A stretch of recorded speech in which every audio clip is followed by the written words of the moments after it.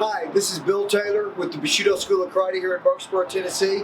I'm just going to go over some safety procedures that we're still using at both of our locations here in Murfreesboro, both the Murfreesboro North and Murfreesboro South locations.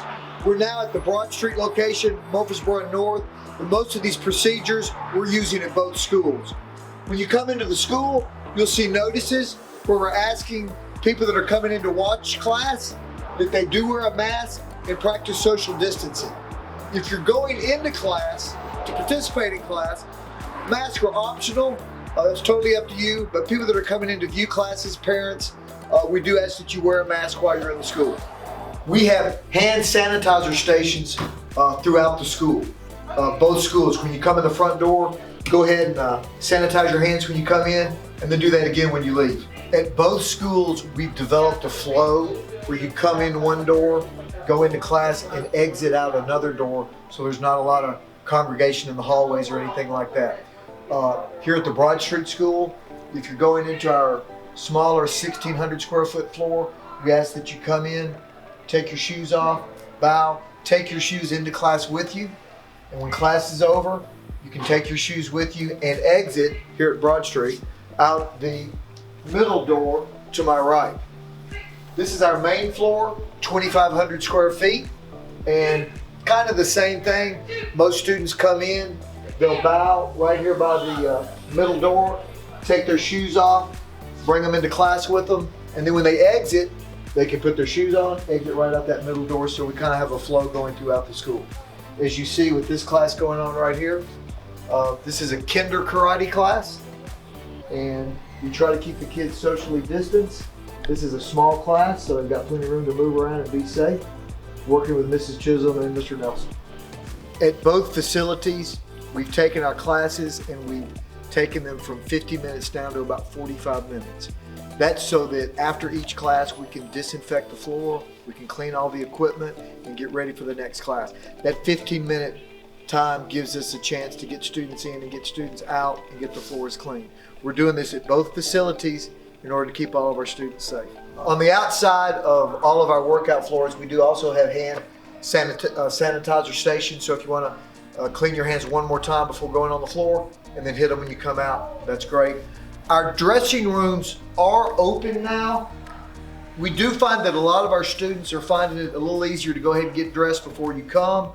For adults, if you just want to put your gi pants on and a t-shirt, and then when you get in, put your top on. But some students are finding it easier to go ahead and get dressed before you come. Get here about 5 minutes before class, go into class as I've illustrated, and then exit, and that way we don't have a congregation before and after class. So we're trying to come in a couple of minutes before class and then exit as soon as class is over. Our water fountains are closed at both facilities. We are asking that students bring in a bottle of water. Classes now are about 45 minutes, so I don't think you're going to get so dehydrated you need to, chug a lot of water during class, but that way you can rehydrate after class is over. So bring your own water to use before and after class. All of our students know how important our student cards are, and we really like, especially for our younger students, to be responsible for getting their cards and making sure they bring them into class with them. Right now, the instructors in the office will get your cards for you, okay? We're gonna continue that for a little while longer.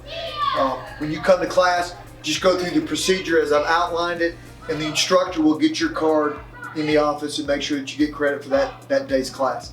That keeps students from congregating around the card box as we've done in the past, and hopefully we'll be going back to in the future. Also, sparring is still optional. I know that's most people's favorite part of martial arts training, but in all of our classes, orange belt and above, junior classes, kids classes, sparring is optional. When sparring is done in class, we do require that you wear a mask. And if you're not going to spar, we give you something else to do. Maybe some bag work, something will be going on. So everybody will be taken care of whether you're choosing to spar right now or not. And hopefully soon everybody will be sparring in a safe manner. We have not done an actual, what we call a regular belt exam since about March of last year, and continuing into February. we're going to continue doing our exams in class. We want to get back to our regular belt exam procedure because that's such a valuable asset to get our students from orange belt to blue belt to purple belt practicing what a belt exam experience is like, therefore getting you ready for your black belt exam. So we are looking forward to being able to go back into a larger belt exam experience, but we are choosing right now to do our exams in class so that we're not having events that bring in hundreds of people into the school.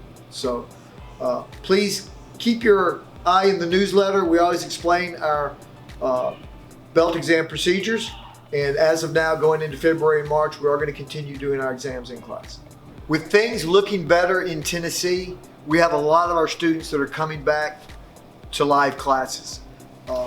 Hopefully this trend will continue, and we'll be seeing a lot of students that we've not seen since March or April of last year. Now, if you're not comfortable coming into the school, we're still doing our Facebook Live classes. And if you're not sure when those classes are being offered, depending upon your belt rank, stop by the office at Broad Street, talk to Mr. Holt, or Business Campus Drive and talk to Mr. Oseguera. We have classes just about every day that are good for your belt rank. We just ask that you, when you're on the Facebook Live class, enter your name, location, belt, and the number of tips that you've got so we can give you credit for that and take care of you. Also, for our students that are doing the virtual classes only, we have a couple other options for you. If you'd like to call down to the school and arrange a time for an instructor to work with you when there's nobody else in the building, or maybe just a very small group of people in the building, we can do that. We can set up a 30-minute private lesson to kind of work with you and see where you're at with your martial arts training. We can also do Zoom classes that are a little bit different than the Facebook Live classes in that they're a little bit more interactive, and we can do that one-on-one. That is, if you are a virtually only training student, if you'd like to do any of those two things, set up a one-on-one at the studio or set up a Zoom class, we'll be glad to do that. We really appreciate everybody's support and look forward to a improved and exciting 2021. If you have any questions, please stop by either studio and ask the program director. You can email me personally at the email list shown below. That is Bushido96@AOL.com. That email will go directly to me. I'll be glad to hear from you. Thank you.